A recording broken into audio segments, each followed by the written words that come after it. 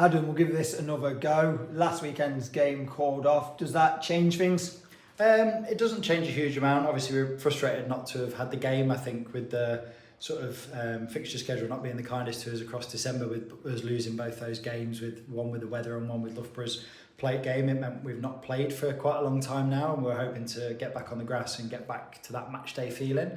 So that's a little bit frustrating, but then of course it gives you that time to reflect and gives us that time to put some real sort of structured work in with the team. So there's sort of pluses and minuses, I guess, but probably lose a bit of that match sharpness and probably a bit rusty at times. But then, like I say, some good focus work with the players over the last few weeks.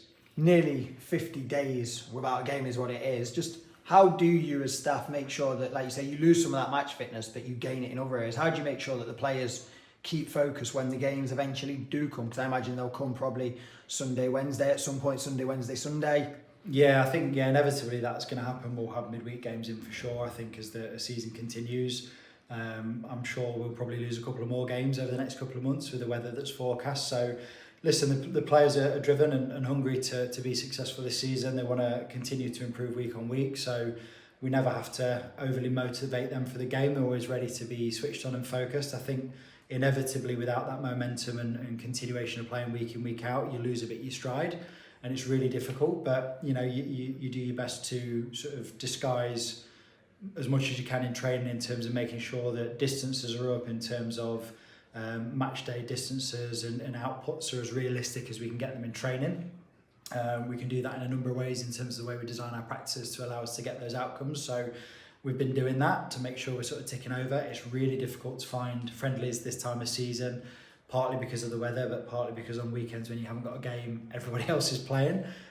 So it is a challenge, but we've done well with our training schedule, so we're comfortable that we're in the best place possibly can be. And looking back to when we did play, we won the game 4-0, the game before that 5-0.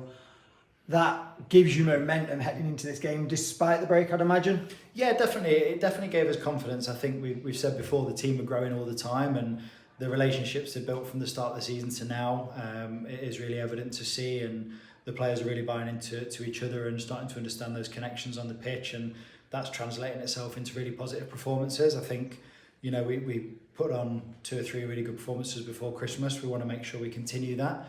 We're under no illusions, by the way, that Northampton are a fantastic side. They're title contenders for a good reason. So we've got to be at our very best, and what we want to do is make sure we show progress in this game on Sunday, and we'll be doing everything we can to do that.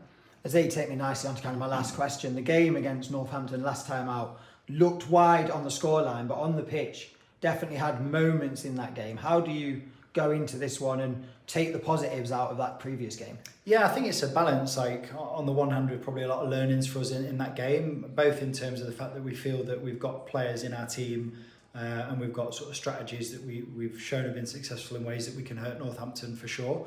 But then on the flip side of that, we've got to learn to stop their effective players and make sure that we're really smart in terms of our out of possession strategy and making sure that we're trying our best to stop their quality, because across their team they've got some really, really good players. Obviously known Josh and Liam for a while, great coaching staff over there, and we've kind of said it before in interviews, they've always been kind of a season or two ahead of us in terms of development, and we've sort of, that little history goes back about 7 years now with us being in sort of the same division and then one behind. So they're a really good setup at Northampton. They've got a good side. They play a good brand of football.